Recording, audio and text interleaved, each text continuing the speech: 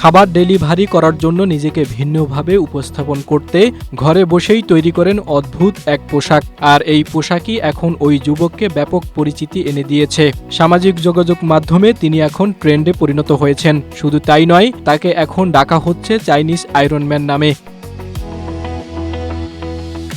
চীনের উত্তর মধ্য অঞ্চলীয় এলাকার ওই যুবকের তৈরি করা পোশাকের নাম দেওয়া হয়েছে মেকা স্যুট। এই পোশাক পরে যখন তিনি বাইরে ঘুরে বেড়াচ্ছেন তখন অনেকেই কৌতূহল নিয়ে তার দিকে তাকাচ্ছেন। পোশাকটি এমনভাবে তৈরি করা হয়েছে যে এটি পরিধান করে ওই যুবক সহজেই চীনের বিখ্যাত আত্মরক্ষামূলক মার্শাল আর্ট কুংফু দেখাতে পারছে।